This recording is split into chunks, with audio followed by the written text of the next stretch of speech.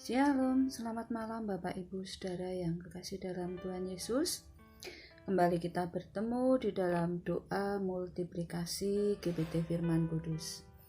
Mari sebelum kita mendengarkan firman Tuhan, kita sama-sama datang di dalam doa. Kami mengucap syukur Tuhan, Engkau ada buat kami kapanpun, dan malam hari ini kalau sebentar kami mau mendengar firman-Mu, biar firman-Mu itu akan membangun iman percaya kami, dan kiranya Engkau akan mengurapi setiap kami malam hari ini. Di dalam nama Tuhan Yesus kami berdoa dan mengucap syukur. Amin. Tema firman Tuhan malam hari ini saya beri judul Orang Kristen bayi versus orang Kristen dewasa. Pokok daripada pembahasan firman malam hari ini terambil dari kitab Ibrani pasal 5 ayat yang ke-11 sampai yang ke-14. Mari kita akan bersama-sama membacanya. Ayat 11. Tentang hal itu banyak yang harus kami katakan, tetapi yang sukar untuk dijelaskan. Karena kamu telah lamban dalam hal mendengarkan. Sebab sekalipun kamu ditinjau dari sudut waktu, sudah seharusnya menjadi pengajar. Kamu masih perlu lagi diajarkan asas-asas pokok dari penyataan Allah. Dan kamu masih memerlukan susu, bukan makanan keras. Tetapi barang siapa masih memerlukan susu, ia tidak memahami ajaran tentang kebenaran, sebab ia adalah anak kecil.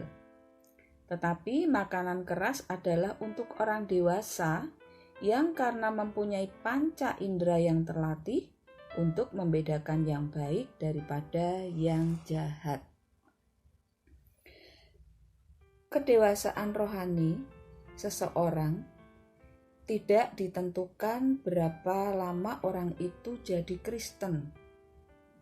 Karena banyak orang yang mungkin jadi Kristen sejak dari lahir, karena dia lahir di dalam keluarga Kristen. Tetapi hal itu tidak menentukan apakah dia dewasa secara rohani. Orang yang dewasa secara rohani akan mengalami yang namanya lahir baru, pertobatan.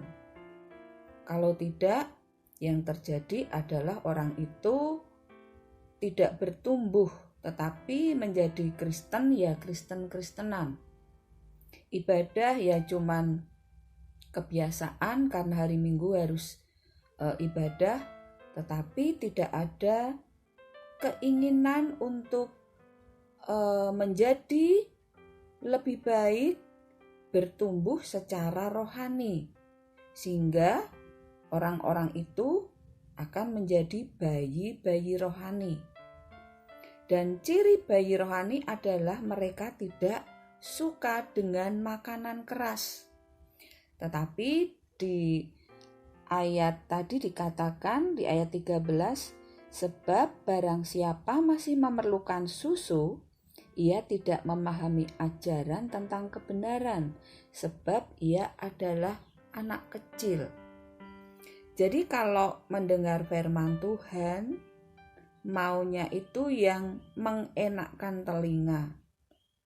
Seperti firman Tuhan yang menghibur, firman Tuhan yang memberikan harapan, firman Tuhan yang memberi kekuatan. Apakah ini salah Bapak Ibu? Tentu tidak. Tetapi kalau orang Kristen hanya berhenti sampai di situ, tanpa mereka mengerti bahwa ada tanggung jawab yang Tuhan berikan di dalam kehidupannya setelah dia mengenal Tuhan, setelah dia menjadi orang Kristen. Dan ciri-ciri dari bayi rohani yaitu mereka suka disuapi, artinya mereka suka dilayani, dihormati, dianggap penting, dan mereka tidak suka makanan keras.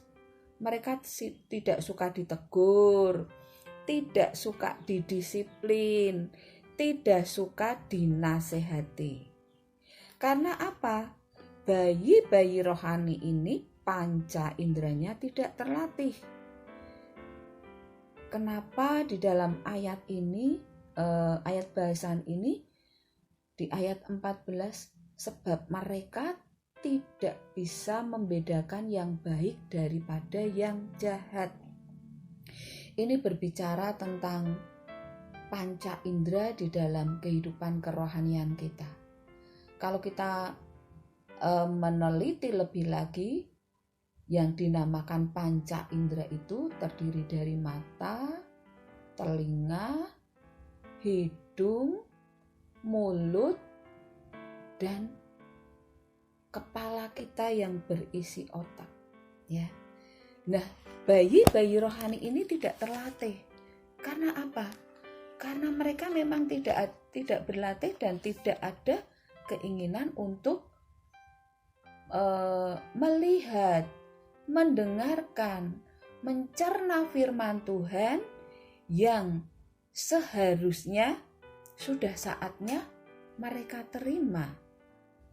Nah, Bapak Ibu yang dikasihi Tuhan Yesus, dan orang Kristen bayi atau bayi-bayi rohani ini tidak mengerti, tidak bisa membedakan mana yang membangun dan mana yang tidak, mana yang berguna dan yang tidak berguna, mana yang prioritas dan mana yang utama, dan mana yang penting membangun hidupnya. Karena mereka sudah berhenti. Ya udah, aku jadi orang Kristen, pokoknya aku ke gereja, aku mendengarkan firman Tuhan, tetapi tidak pernah membawa mereka kepada kedewasaan secara rohani. Ke gereja ya cuman hari Minggu saja, nggak perlu SGS, tidak perlu ikut pemuritan, tidak perlu ikut persekutuan, nggak usah ikut komsel bikin capek, pulang kerja harus pergi lagi. Komsel ya gitu-gitu saja. Mungkin ada pendapat yang seperti ini.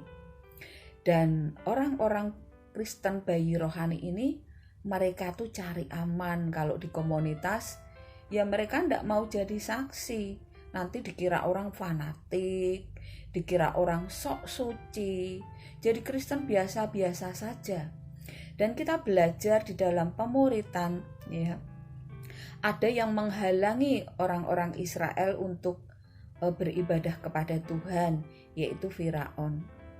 Firaun membatasi, ya, tidak boleh jauh-jauh. Artinya apa? Nggak usah dalam-dalam jadi orang Kristen. Nggak usah baca firman, nggak usah ada saat teduh, nggak usah korban. Ya, itu berarti kita sudah kalah, ya. Karena dengan kita beribadah, dengan kita bangun pagi-pagi, dengan kita mengambil saat teduh, dengan kita mengikuti SGS, dengan kita mengikuti pemuritan, semuanya itu mendatangkan pendewasaan di dalam kerohanian yang akan membuat kita menjadi orang-orang Kristen yang dewasa. Nah, orang Kristen yang bayi rohani ini pasti mereka tidak tahu apa itu amanat agung, apa itu isi hati Tuhan, apa itu visi Tuhan, apa itu misi Tuhan, apa itu prinsip Tuhan. Seperti yang gereja kita miliki. Gereja kita memiliki visi menjadi gereja yang hidup dan berbuah.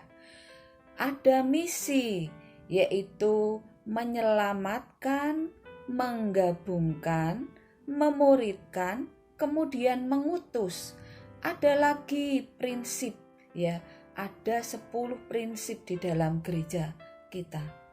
Nah, orang Kristen yang dewasa akan suka, akan haus untuk memperoleh semuanya ini dan akan melakukan apa yang menjadi misi, visi, dan prinsip daripada Tuhan seperti yang gereja kita miliki. Mereka akan dengan sukarela, mereka akan dengan sukacita mengikuti step by step untuk orang-orang yang ingin maju, ingin bertumbuh, ingin berkembang ke arah Kristus yang pada akhirnya kita akan menghasilkan buah roh, yaitu karakter Kristus, dan kita akan menjadi serupa sebagaimana Kristus, yaitu sempurna. Bapak Ibu yang kekasih di dalam Tuhan Yesus, kalau saya boleh bertanya kepada Bapak Ibu Saudara saat ini, apakah Bapak Ibu ingin berhenti menjadi bayi rohani atau ingin bertumbuh menjadi orang-orang dewasa di dalam rohani kita? Kalau kita ingin bertumbuh menjadi orang-orang dewasa secara rohani, ada hal-hal yang harus kita lakukan. Bagaimana menjadi orang dewasa secara rohani? Yang pertama, kita harus memberi makanan rohani yang sehat untuk rohani kita. Kita akan baca Mazmur pasal 1 ayat yang ke-1 sampai yang ke-2.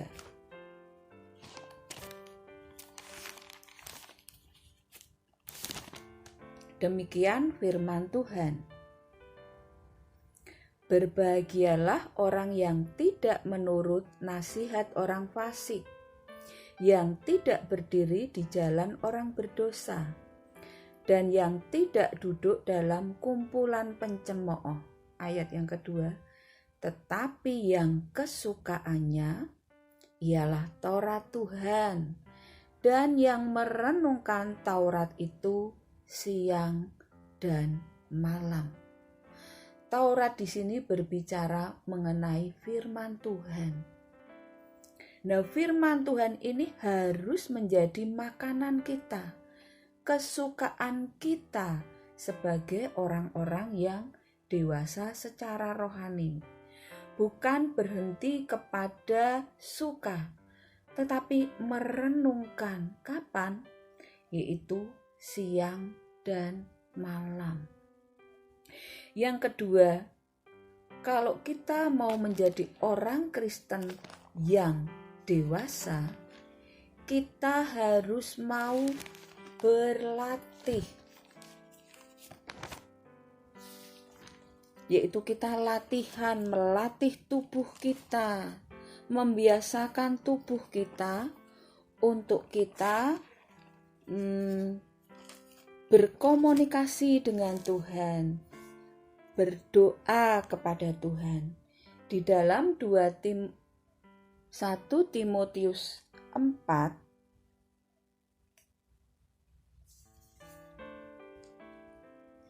1 Timotius 4 ayat yang ke-8. Latihan badani terbatas gunanya, tetapi ibadah itu berguna dalam segala hal, karena mengandung janji, baik untuk hidup ini maupun untuk hidup yang akan datang. Ibadah itu berguna. Jadi berbicara tentang ibadah, itu bukan seminggu sekali di gereja, tetapi di dalam hari-hari kita, ketika kita berkomunikasi dengan Tuhan, ketika kita berdoa, ketika kita bekerja, ketika kita sedang dimanapun, itu adalah ibadah kita. Firman Tuhan mengatakan kalau engkau bekerja, lakukanlah itu seolah-olah bukan untuk manusia, tetapi untuk Tuhan. Itu adalah ibadah. Jadi setiap hari, dimanapun kita berada, di pekerjaan kita, di sekolah kita, di lingkungan tetangga kita, ketika kita sedang memuliakan Tuhan, itu adalah ibadah kita. Kemudian yang ketiga, bagaimana menjadi orang Kristen yang dewasa? Tadi makan makanan sehat, kemudian berlatih, dan yang ketiga, jangan gampang menyerah. Orang yang dewasa ketika jatuh, dia akan berusaha bangun. Dia tidak meratapi kok bisa jatuh, tetapi dia akan segera bangun karena dia tahu bahwa ketika jatuh itu pembelajaran buat dia untuk dia bisa strong, bisa menghadapi, mengalahkan kesakitan yang dia alami. Di dalam Roma, di kitab Roma pasal 8 ayat yang ke-31 dikatakan, berbunyi demikian. Sebab itu apakah yang akan kita katakan tentang semuanya itu? Jika Allah di pihak kita, siapakah yang akan melawan kita? Orang Kristen yang dewasa akan sadar bahwa di dalam setiap fase kehidupannya, baik mengalami masalah, ketika mereka mengalami masalah, di situ ada Tuhan. Di situ Tuhan menyertai. Karena Tuhan mengatakan, aku adalah Immanuel. Itu bukan cuma pelapis bibir, tetapi ketika Tuhan mengatakan, aku menyertai, saat itu Tuhan ada. Nah, sebagai orang Kristen yang dewasa, dia akan semakin tahu bahwa apapun boleh terjadi di dalam kehidupannya. Dan dia akan bisa mengatasi, dia akan bisa menghadapi, dia akan bisa melewati, bukan karena kuat gagahnya, tetapi ada Tuhan yang besar, yang menyertai dia, yang menopang dia, dan yang menolong dia. Di dalam ayat tadi kita dikatakan, jika Tuhan di pihak kita, siapakah yang akan melawan kita? Pastinya tidak ada. Ingat Bapak Ibu Saudara, musuh kita bukan orang-orang yang ada di sekitar kita, tetapi musuh kita adalah penguasa-penguasa, pemerintah-pemerintah, penghulu-penghulu di udara, yaitu apa? Kuasa jahat, kuasa iblis. Dan bagaimana kita menjadi orang Kristen yang dewasa? Yang keempat, kita fokus pada tujuan kekekalan, yaitu mahkota kehidupan. Kita akan buka di dalam Filipi pasal yang ketiga ayat yang ke-13.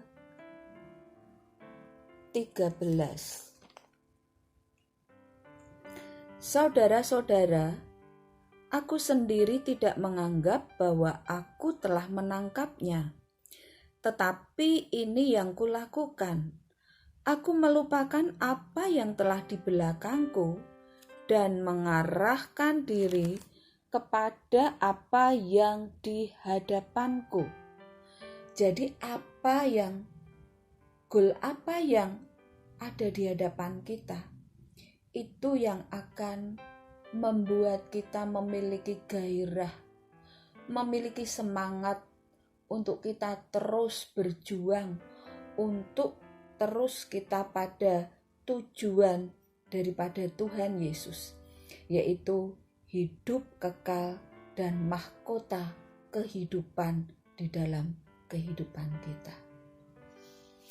Jadi orang Kristen yang dewasa, orang Kristen itu akan berproses ke arah yang lebih baik, seperti metamorfosa ulat menjadi kepompong dan kemudian menjadi kupu-kupu. Orang Kristen yang dewasa adalah orang Kristen yang bertobat. Kita masih bisa melakukan kesalahan, tetapi kita juga harus menyadari kalau kita melakukan kesalahan atau dosa, kita harus bertobat saat itu juga. Tetapi orang Kristen bayi yang tidak mau bertumbuh adalah orang Kristen yang berobat. Kenapa? Karena dia sakit. Seperti orang sakit pada umumnya, ketika mereka sakit, mereka datang kepada dokter untuk konsultasi, kemudian mendapatkan resep dan obat. Bahayanya orang Kristen yang bayi, dia akan berobat terus, dia akan konsultasi terus, dia akan cari dokter yang baik. Contohnya gimana? Dia akan pergi ke gereja yang menurut dirinya mengenakkan telinganya, yang menjawab setiap kebutuhannya, ikut kebangunan rohani. Apakah itu salah? Tidak. Tetapi kalau sampai berhenti kepada keinginan-keinginan di situ, kita tidak ubahnya orang sakit yang terus berobat dan mendapatkan obat. Ketika mendapatkan obat, minum obat, sembuh, kemudian sakit lagi, berobat lagi. Dan orang Kristen bayi, orang Kristen ini diumpamakan di dalam tabernakel itu seperti orang Kristen halaman. Hujan kehujanan, panas kepanasan, sehingga yang terjadi mereka babil, batuk pilek, meriang, masuk angin, dan lain-lain. Tetapi orang Kristen yang dewasa di dalam tabernakel itu seperti orang Kristen yang masuk ke dalam ruang maha suci. Di situ orang Kristen itu menjadi imam, menjadi pengantara antara manusia dan Tuhan. Hidupnya diserahkan kepada Tuhan. Mereka berdoa untuk jiwa-jiwa. Mereka memintakan ampun untuk jiwa-jiwa. Mereka memberikan korban kepada Tuhan. Dan hidupnya diserahkan di mezbah Tuhan untuk menjadi persembahan yang hidup, yang kudus, dan yang berkenan kepada Tuhan. Seperti Roma 12 ayat 1. Persembahkanlah tubuhmu sebagai persembahan yang kudus, yang hidup, dan yang berkenan kepada Allah. Itu adalah ibadah yang sejati. Bapak, Ibu, Saudara yang dikasihi Tuhan, kita hidup di masa-masa akhir zaman. Saya melihat setiap nubuatan sudah tergenapi, sudah digenapi. Perang sudah terjadi. Teknologi yang semakin canggih sekarang ini sudah semakin membuat orang memakai hal-hal itu. Bersyukur kalau orang tersebut menggunakan untuk hal-hal yang berguna, untuk menunjang hidup rohaninya semakin dewasa. Ya. Ingat, masa penampian itu pasti akan terjadi.